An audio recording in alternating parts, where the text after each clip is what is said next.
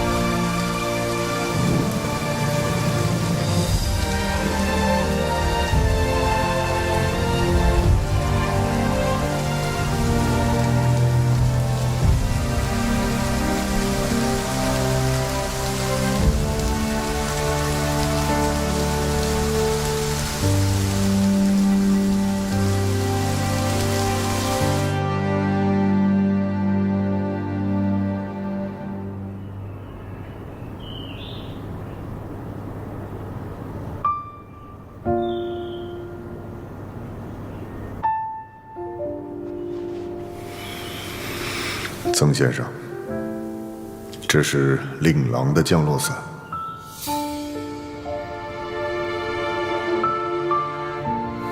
为了保护地面百姓，他没有弃机。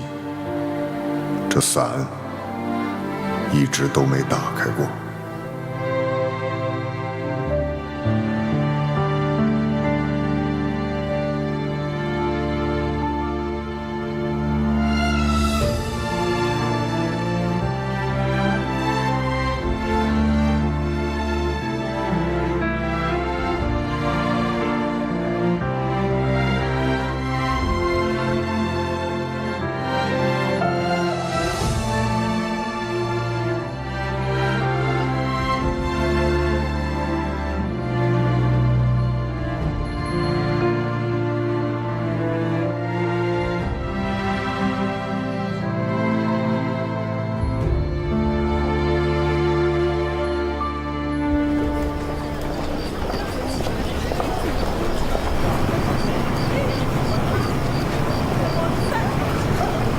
你有没有什么话想跟我说啊？没什么话说呀。为什么这么问啊？我都看见了。看见什么了？那天空袭，在圆通山防空洞，你给一个穿黑衣服的人打信号，让他拿走了林先生的书稿。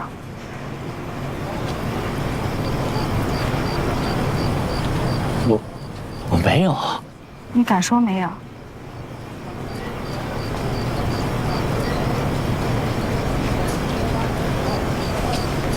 你知道那是林先生的命根子，你知道他的研究对这个国家的文化发展多么的重要，为什么要这么做？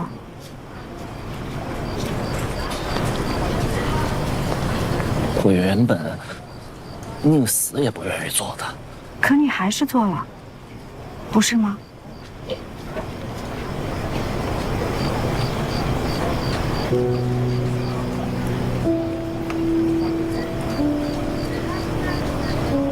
我真没想到你会做这种事情。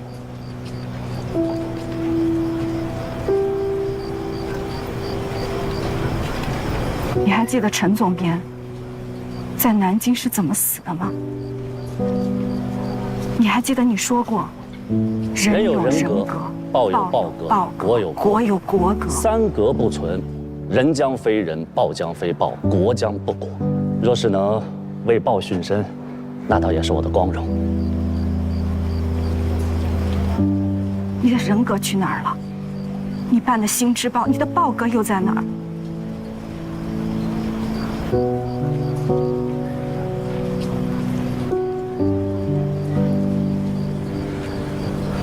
他们一直在追我，从杭州到衡阳，现在又到昆明。你不知道他们做了什么，他们一直在威胁我。他们还说他们是政府的人，在替政府找东西。那我当时就想，既然是为政府做事儿，应该也不算错吧？你看着我，你说的没有错，那为什么不敢看我？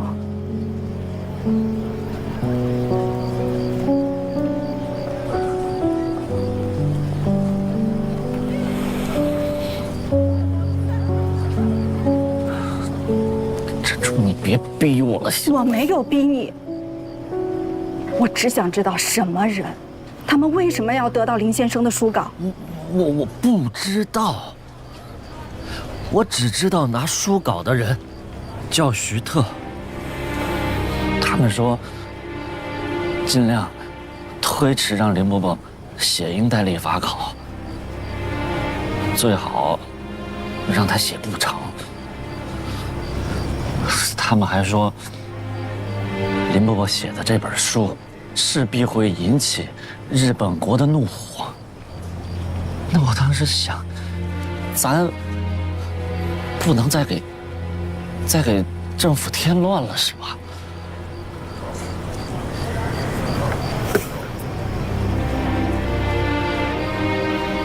萧洪恩，你知不知道，你做的这个可是汉奸的行为？我不知道，我真的不知道。珍珠，珍珠，你要相信我行吗？我求求你，你一定要相信我。我不想做的，我也是被迫的，我也是被逼的。他们还拿你来威胁我，你告诉我我应该怎么做啊？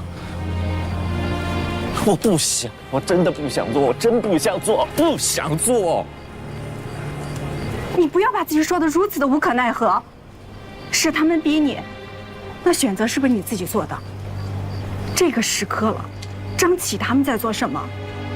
整个寒光中队都快没了，可他们继续在战斗，还在想如何重新起飞。可你呢？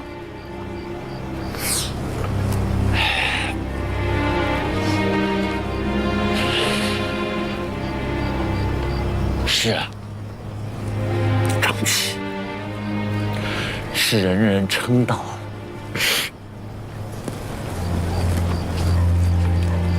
也是你最喜欢的英雄。而我呢，我就是个懦夫，连我自己都看不上我自己。对，你就是个懦夫。这件事我不管，你必须做个挽回，不要在这儿自怜自哀。我还有东西要给张启的，我先走。珍珠，珍珠，珍珠。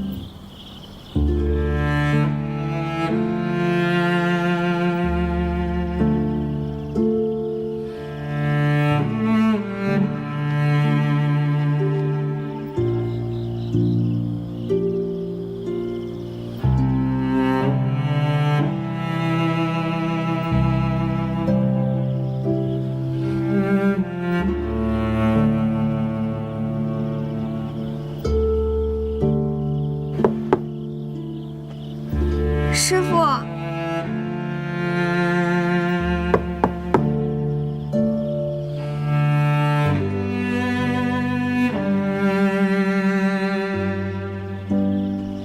师傅，您新给我的这本书，我有个地方看不懂，你可否给我讲一讲？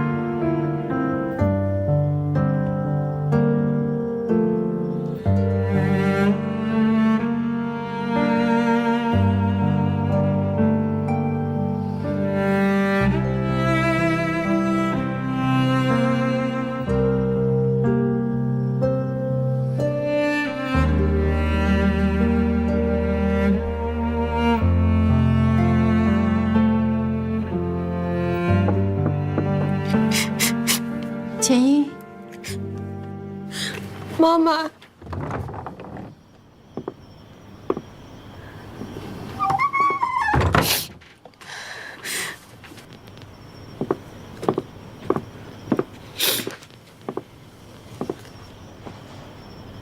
睡不着吧？我刚去敲师傅门了，但是他不理我。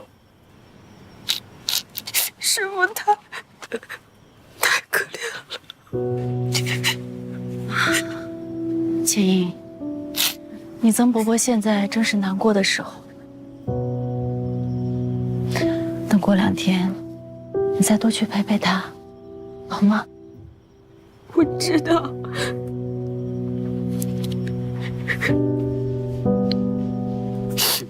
妈妈，如果换作是我也会像元英姐姐那样，为爱而死的。那个时候，你不要为我难过，好不好？简英，你还小。妈妈，我不小了，我已经20岁了。妈，你说破山哥哥走了，念桥哥哥心里会不会担下更多的责任？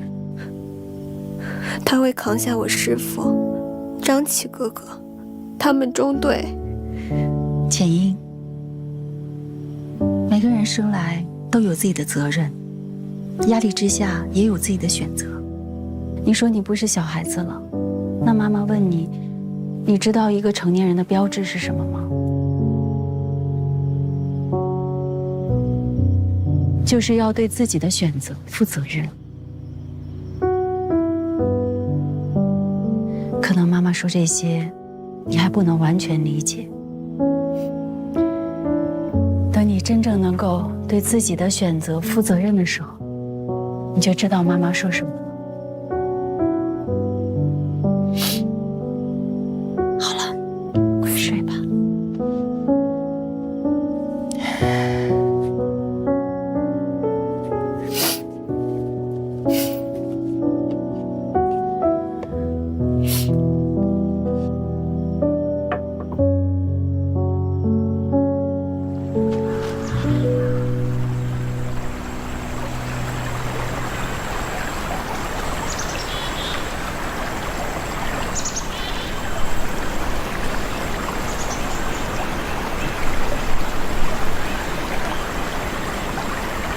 先生为何执意要写这个请字？我也不知道。这几天可不跟任何人说话。我去了几次，都吃了闭门羹。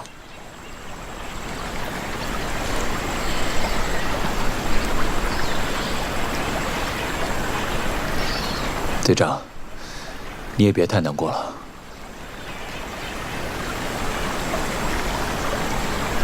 先生骂的没错，改西山号的人说过，摘掉副油箱的人也说过。可不摘掉副油箱，根本提高不了攻速。5比15，恐怕今天牺牲的就不止破山一个人，而是半个中队了。所以你的改装是没有错的。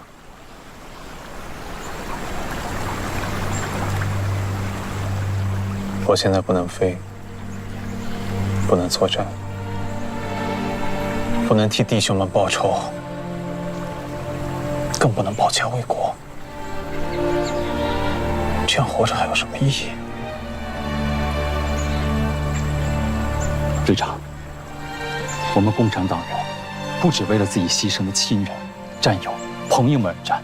你有没有想过，我们遭受了这么多挫折，却越战越勇，越败越强？你心中有答案吗？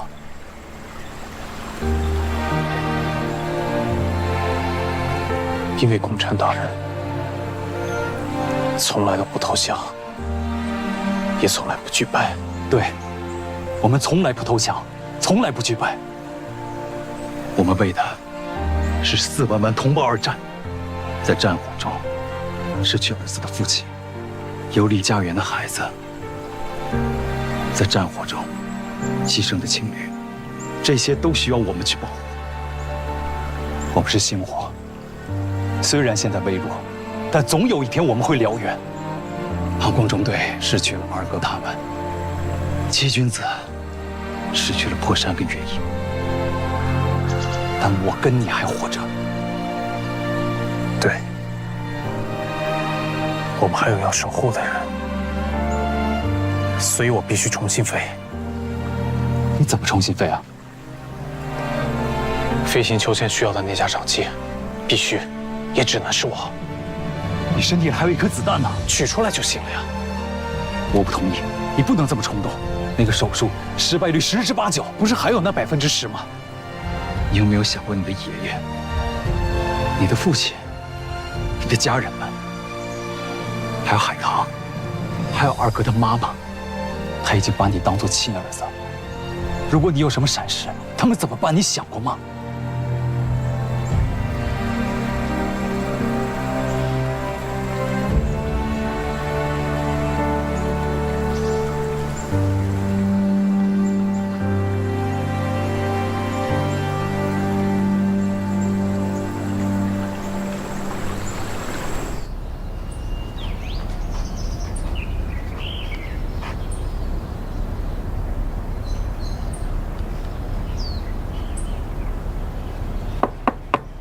先生，先生，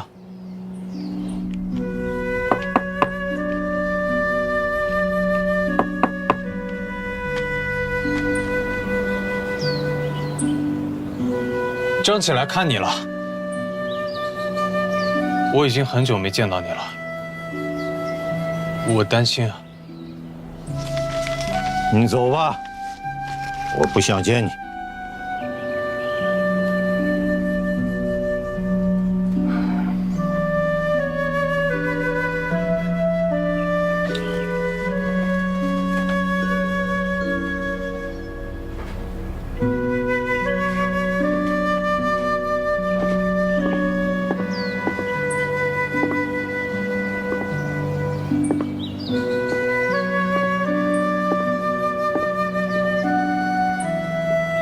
张琪，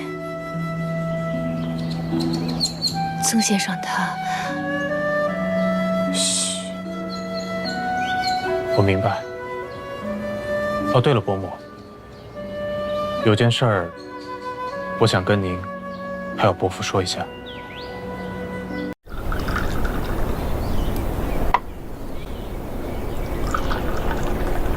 贤侄啊，我看你心事重重的，是不是有什么事儿啊？伯父、伯母，之前我跟海棠算是解除了婚约，可仍然走到了一起。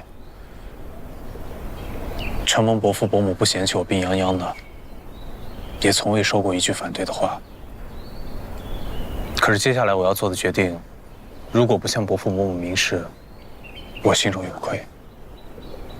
你要做什么事情？我打算做手术，取出子弹。贤侄，我医学界有几个朋友，就我所知，现在这项手术不成熟。如果手术失败的话，轻则瘫痪，重则那可就是有生命危险啊！张琪，那这个手术你不能做呀，这病慢慢养总会好的。对，你伯母说的对，你还年轻，这慢慢可以恢复的呀。但是如果你是为了海棠而去冒着生命危险做这个手术的话，我是不赞成的。其实啊，说句自私的心里话，你不能飞，我们俩反而更安心一些。嗯，你伯母说的也是我的想法。贤侄啊，身体发肤受之父母。伯父，这件事情，请一定向我父亲保密。做这个决定，我已经深思熟虑了。可家国破碎，倾巢之下焉有完卵？军人许国，是我这辈子的使命。可是，我真的不想让海棠像元英那样。怎么了？又难受了？没事儿，一会儿就好了。贤侄啊，如果你执意要做这个手术，必须先禀明你的父亲，这事儿不能瞒着他。是啊，我心里最放不下的，第一位便是我父亲。可自古忠孝两难全，不能对家人尽孝，张琪有亏，所以我才一直瞒着他们。可即使我不在了，我还有哥哥姐姐能照顾他们。至于海棠，倘若我醒不过来，还请伯父伯母多陪伴他，帮他开始新的生活。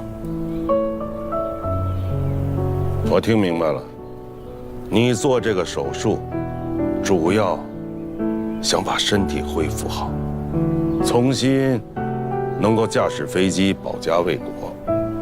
想法是好的，但是贤侄啊，你能不能反过来替我们这些做父母的想一想，啊？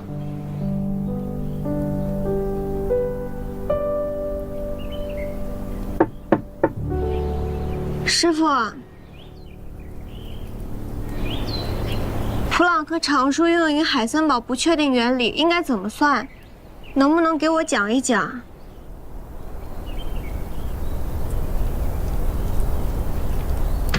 你进来吧。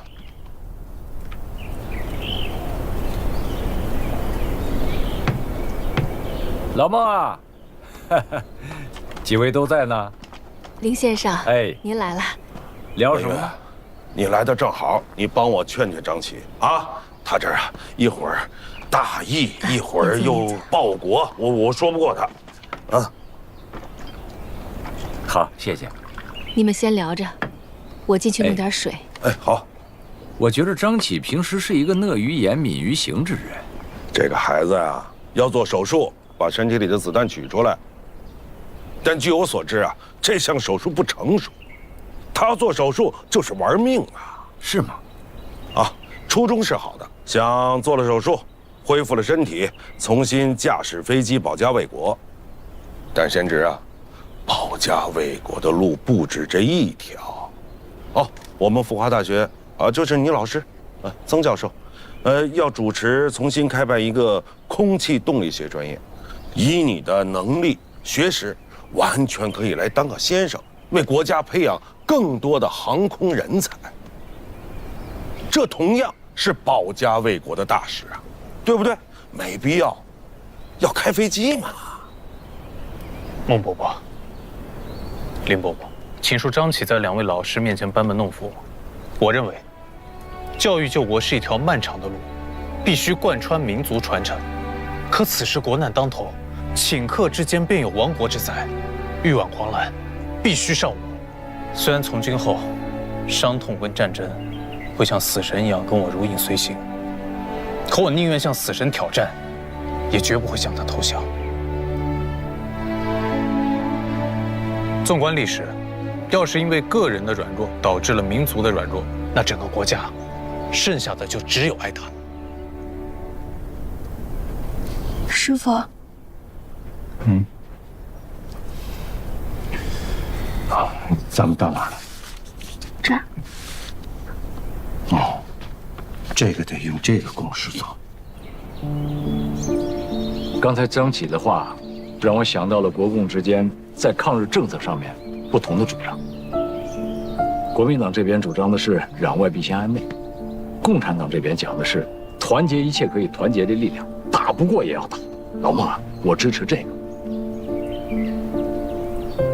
林文远，我是让你劝他不要做手术了，我怎么感觉你在支持他呀？嘿，你不要着急，你再听我说几句。你说，富华被炸，我心里边想了很多。在这之前，我甚至认为，日本人再猖狂，还有国际法制约，总不至于来炸我们这学校吧？但是他们就是来了，而且就是奔着我们富华来的。这说明什么？这说明他们恐惧我们教育救国的理念，所以把我们学校炸了。对，士兵在前线枪林弹雨，这是战场。可是现在教育这块阵地也是战场。对呀，他们来轰炸我们的学校，就说明他害怕我们的文化，而且更重要的是，他要摧毁我们团结起来、全民抗战的意志。所以说呀，我劝他不要手术了，到学校来做个先生，一样教育救国嘛。你想一想，敌机来轰炸了，如果没有张启、破山、念桥他们架机迎敌，是什么后果？恐怕牺牲的就不仅仅是破山一个人吧，还会有成千上万的百姓葬身火海。你再想一想，从1931年9·18事变到现在，整整10年了。国府至今没有向日本公开宣战，怯懦呀！怯懦才是导致这10年我们一步一步败退的根本原因。再看看共产党的主张，团结一切可以团结的力量，全民抗战。我们的年轻人正是响应了这种号召，积极地投入到一线的抗日战争当中去。你让我现在帮着你劝说张启，我现在倒是想跟张启站在一起，反过来劝说你，他是对的。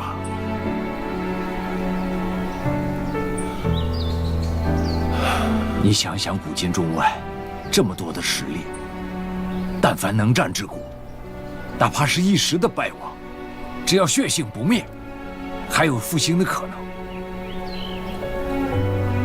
但凡是怯战之国，必定败亡，而且绝没有复兴的可能。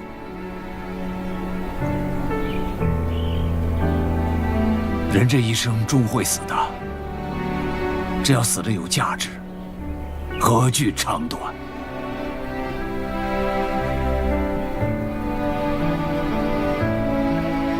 我是一介书生，已经年迈了。倘若时光倒回30年，那我也会像他们一样，投入到一线的战场，甚至我希望驾机升上蓝天，把侵略者打得片甲不留，一战之战。说得好，他要战，便作战，就一个字，打。对。啊，还有一件事情，海晨，今天向学校递交了休学申请，他已经考入了空军军官学校第14期生。什么？多好的孩子呀！中国现在有千千万万像他一样的孩子，努力的、积极的投入到一线的抗敌战场上去。老孟，这种热潮拦是拦不住的，我们能做的是支持他，把他们送上战场，等他们凯旋。是吧，老孟？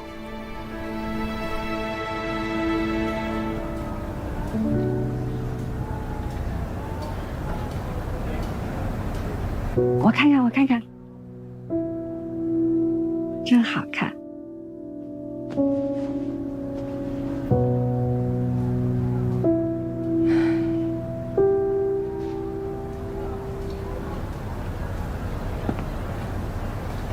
现在可以确定是萧洪恩将林文月先生的英代理法考书稿交给了空军军官学校政训处处长陆子怡的手下。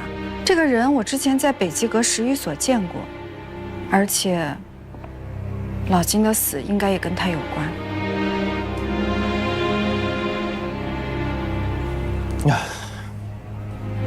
如果只是想拿到武丁奖，还不好判断他到底是在为国民政府还是日本人做事。但是他如此阻挠林先生完成英代立法考，基本上可判定，他已经与日本人沆瀣一气。我同意。之前在北极阁见到这个陆子怡，他说是替重庆政府拿回武丁甲，跟萧洪恩也是这么说的，但我觉得不是。这个人之前一直替日本人收买走私甲骨，所以我觉得这一次，他背后也是日本人。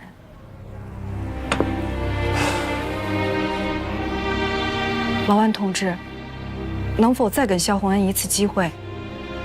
他虽然替中央政府做了一些见不得人的勾当，但他绝非替日本人真正的卖命。而且我觉得正好可以通过萧红恩，知道更多背后逼迫他的人是什么来路。珍珠同志，对待萧红恩，我希望你能守得住自己的立场。好，我会处理好的。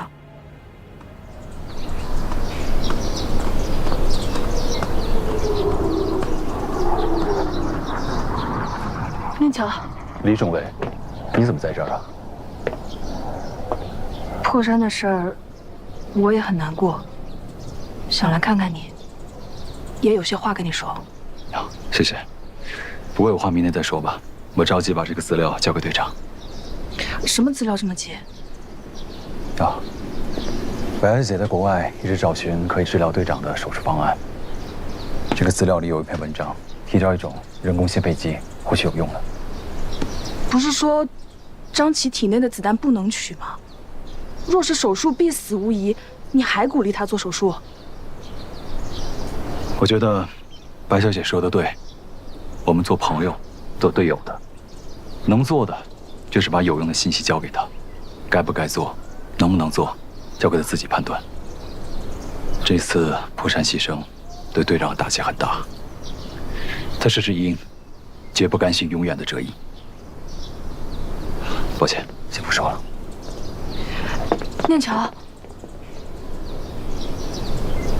你有没有接下来的考虑？什么考虑啊？那我就直说了，日军是不会放过昆明的。整个吴家坝就只有你们中队还有一些战斗力，你们现在有4架霍克3，下一仗呢还能剩下几架啊？你究竟想说什么啊？念桥，我喜欢你。我已经让我父亲跟唐教育长递了信，只要你愿意，可以马上从驱逐机中队调出来，当个作战参谋。又或者，你如果实在想开飞机，就调去运输大队。你是说不想让我去作战是吗？念桥，我不想变成第2个许元英。你有没有想过，上一场仗你是侥幸才能活下来的，但你能侥幸几回呢？我爱你，活下去，跟我一起活下去好吗？李政委，谢谢你。我这条命早已经许给这个多灾多难的国家了。抱歉，我要去找队长了。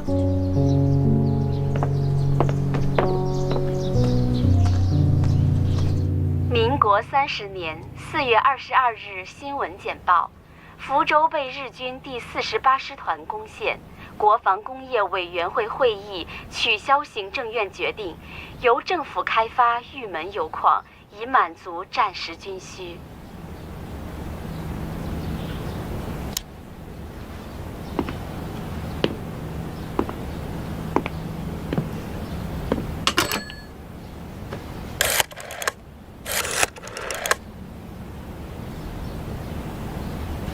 老邵啊，玉门油矿那桩生意，行政院1.2亿的招商既然取消，改为政府承办，那咱们是不是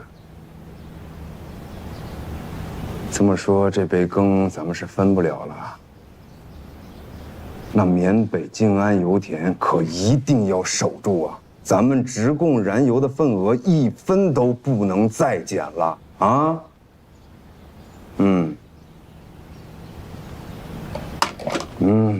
现在搞点小钱是越来越不好搞了。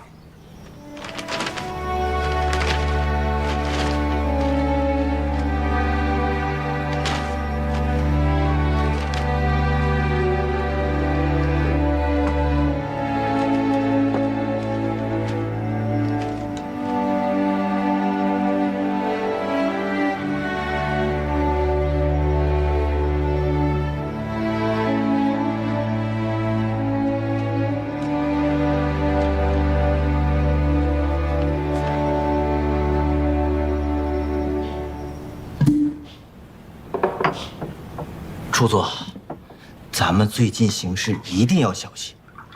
那武丁甲还找吗？拿到殷代理法考的书稿，也算是给冈山那边完成个大事，这比咱们也不少了。要不，咱们收手吧。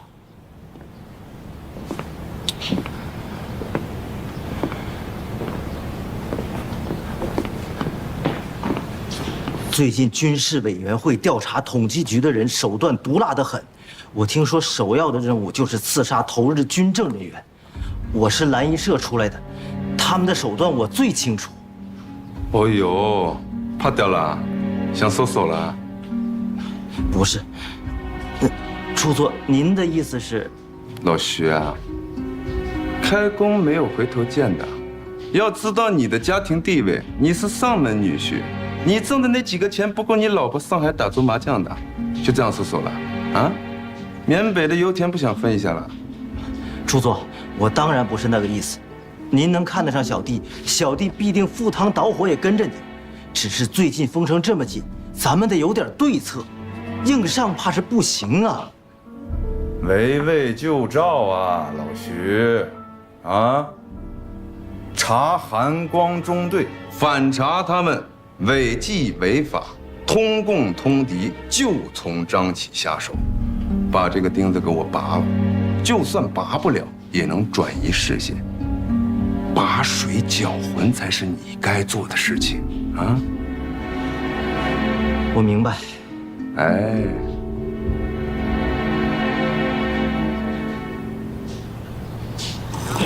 卖报了，卖报了！卖报卖报！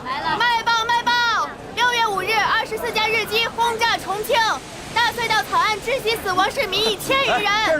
卖报卖报！24架日机轰炸重庆，大隧道伤亡1000余人。日机，来，先生。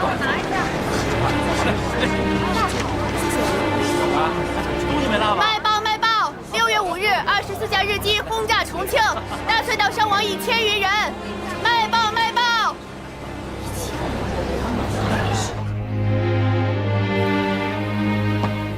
行委会怎么会直接要求张启退役呢？报告，进。教育长，行委会又来了份新的指示。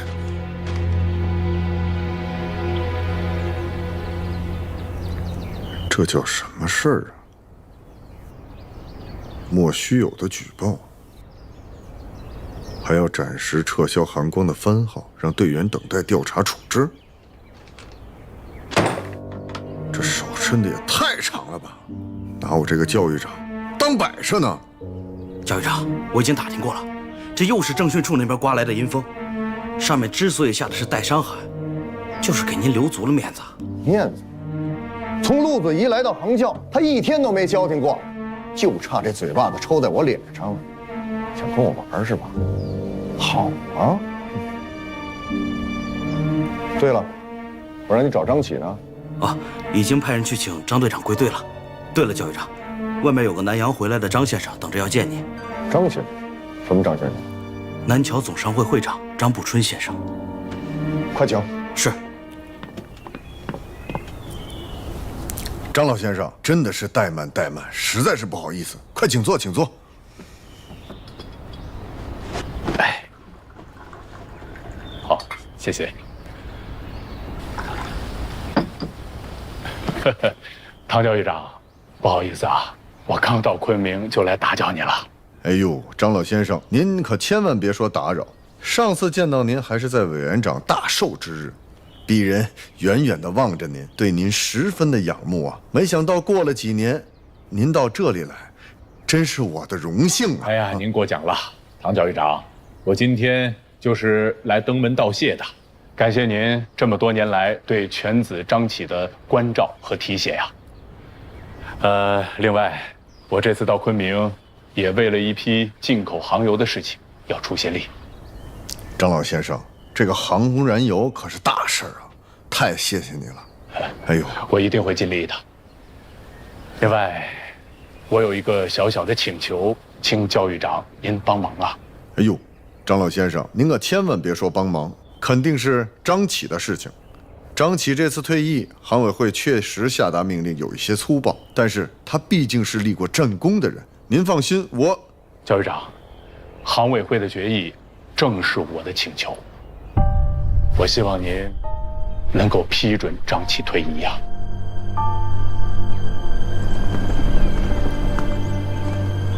少爷，来了，老爷在上面等你。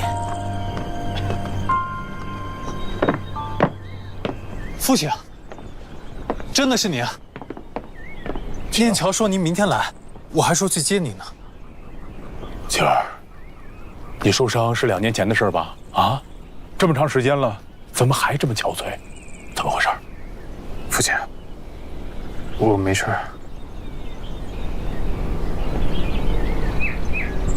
跪下。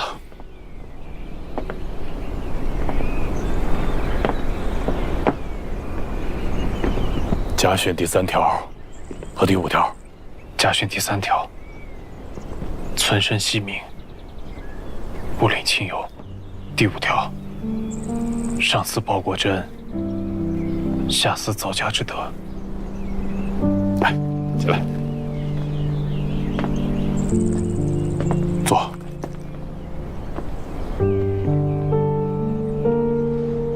好，你还记得？那我问你，身体发肤，受之于父母，不可毁伤，这是孝之根本，你是怎么做的？还有，你可知道什么是造家之德吗？啊？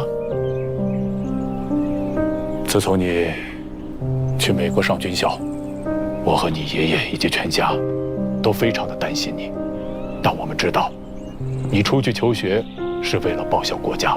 所以，我们没有打扰过你吧？后来，你回国参加了空军，我也只能跟丁焕生打电话了解一些关于你的情况。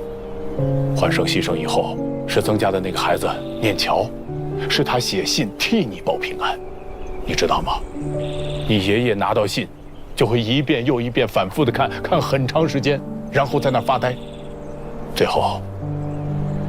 他还是装作若无其事的样子，让我们不要去打搅你。但你呢？为什么这么长时间，你一封家书都不写？为了什么？父亲，祖国满目疮痍，儿子离家之日起，便抱定许国之心。不写家书，是想让家中之人渐渐忘了孩儿的存在。即使哪天不在了，也不用过于伤心。幼稚！你以为你不写信，家里人就会把你忘了啊？骨肉连心呐，这会更加担心你，知道吗？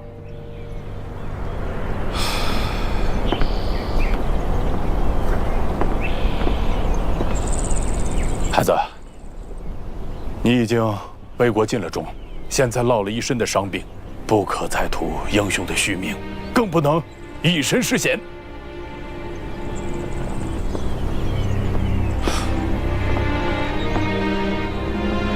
我与国民政府打了这么多年的交道，我比你更了解他们，比你更了解当下的政治。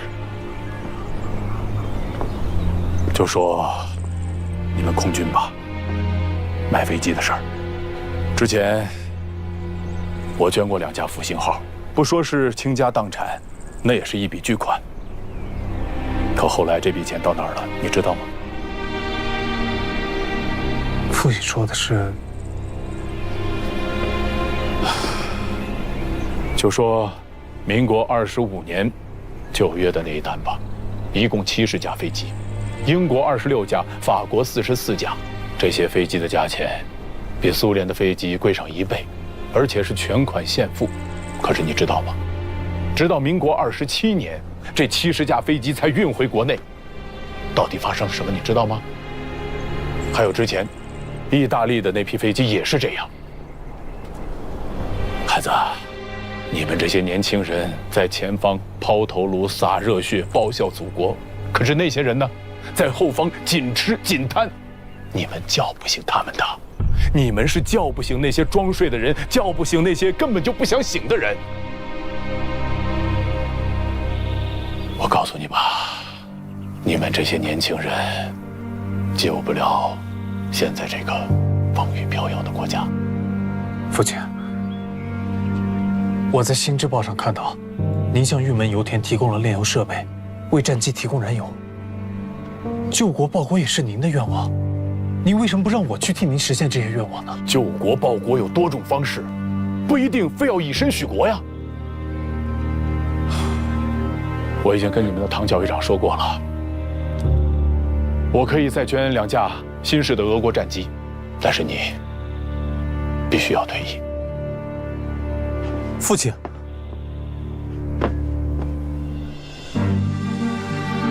自我受伤以来，队中5场击营地，队员曾破山就是因为我不能飞，在新婚之日升空阵亡，妻子也为他殉情。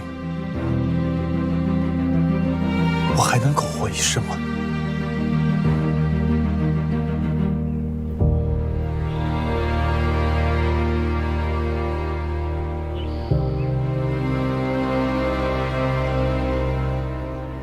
这是航委会的批示，批准你退役。我也签字了。教育长，我申请以长机身份带队升空，请教育长批准。升空？你飞得了吗？我去做子弹取出手术，术后我一定可以升空的。做什么手术？这2、3年你做了无数次手术，你能站在这儿已经是奇迹了。听话，跟你父亲回去吧。你作为军人，已经尽到了军人的责任，好好回去过平平安安、太平的生活。世间都没太平，我怎么能独享太平呢？这个手术我必须要做，取出子弹以后，我就可以重新回到蓝天，带领我的中队重新御敌了。张琪，你是好样的。我们中队，你知不知道你们中队被撤销了？什么？这是航委会昨天送来的批示。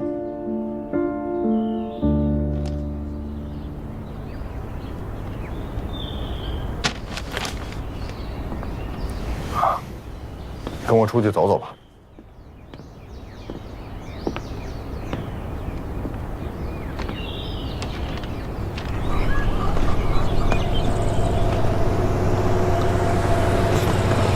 教育长，继续跑吧。是。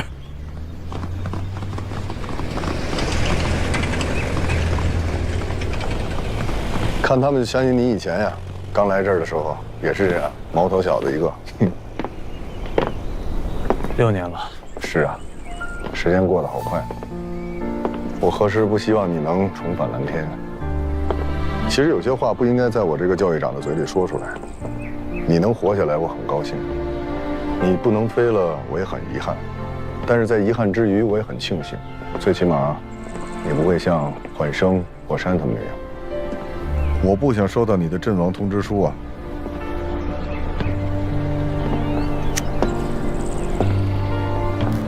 张琪啊，咱俩也算是半师半友。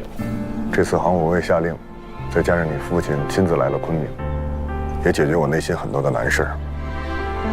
听话。换个方式，好好的活下去。教育长，我知道您心疼张琪，可您忘了师娘是怎么死的了吗？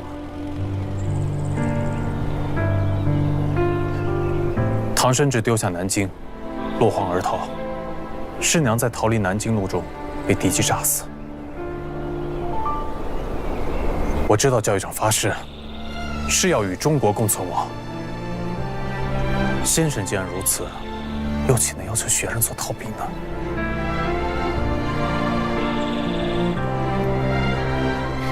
张琪，你是铁了心的要和航委会和你父亲对着干，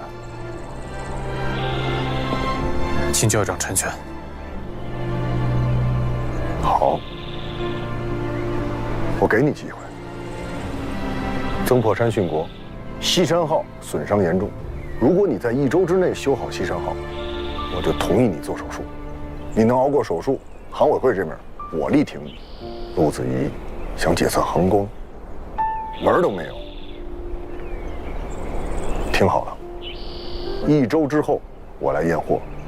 如果西山号飞不起来，你就老老实实的给我解甲归田。是。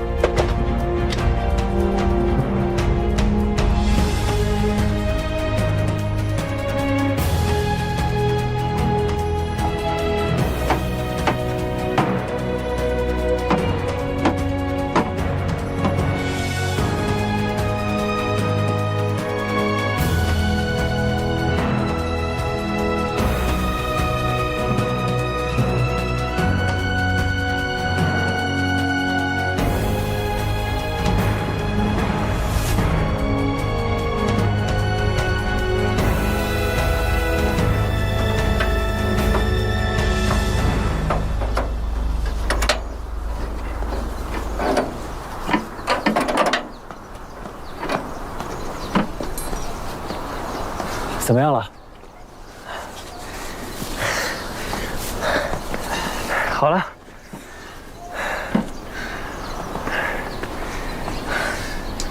就还差机枪了。机枪？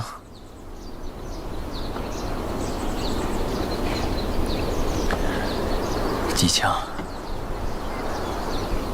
教育长，按照您的命令，所有的机械厂及其他大队都不会将多余的机枪交给张琪。还有1天的时间了，他的任务完不成了。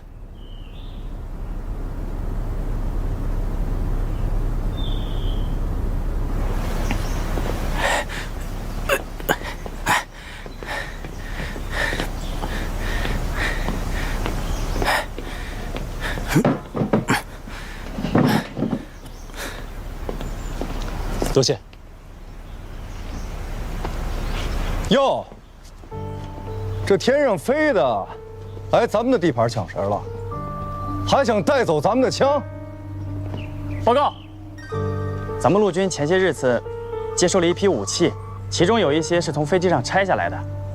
这把7.62口径的机枪也是，咱们用不上，就还给他们吧。还？我在户口的大宅子丢了，还没人还给我呢。凭什么空军来咱们陆军嘚瑟？就凭你们的军饷比我们高1倍，想要这把枪，先问问我同不同意。那你想怎么样？我就看不惯你们这些空军少爷兵。都说你们飞行员能文能武，那就让我来领教一下你的本事。打赢了归你，打输了叫3声爷爷还让你拿走，怎么样？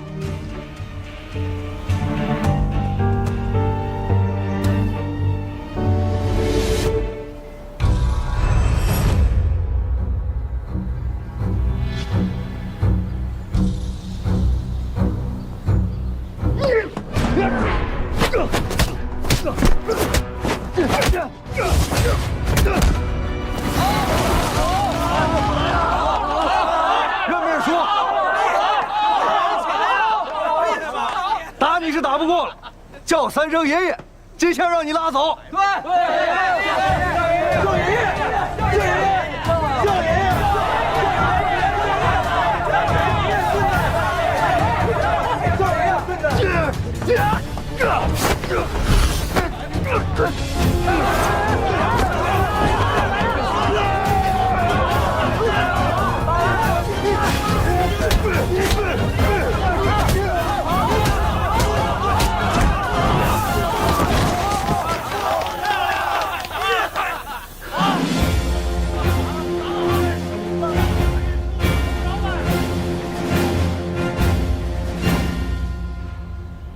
你这空军少爷，你倒是说说，你非要这机枪干啥？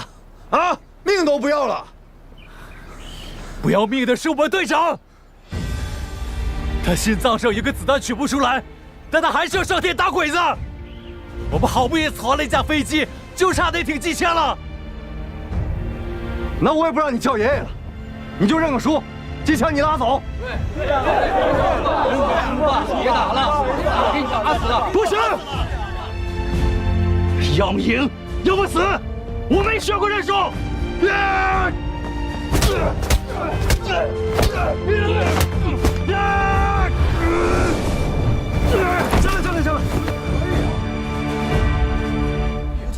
是条汉子。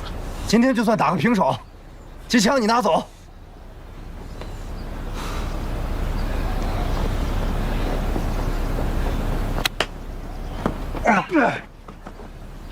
跟我来。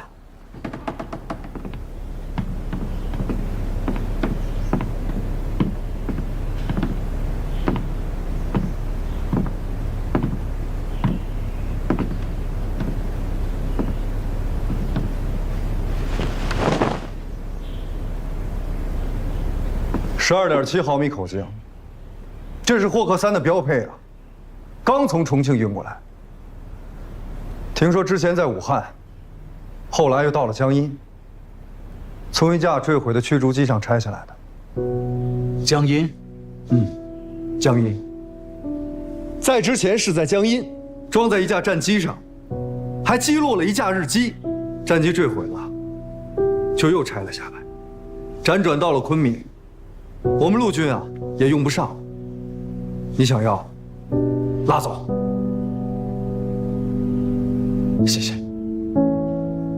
回去跟你那队长说，你队长身上这股子劲儿，我服。以后啊，你们在天上，我们在地上。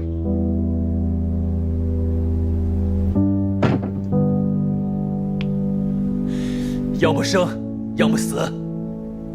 跟鬼子干到底！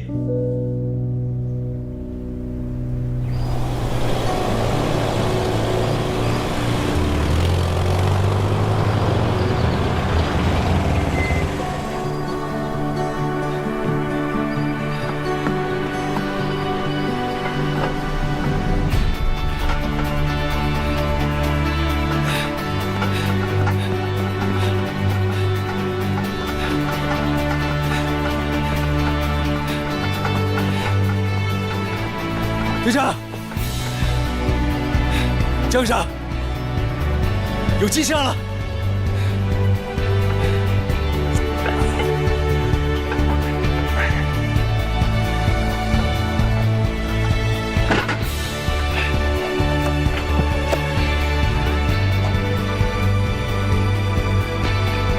张琪啊，有你的，好，你赢了，我同意你飞了。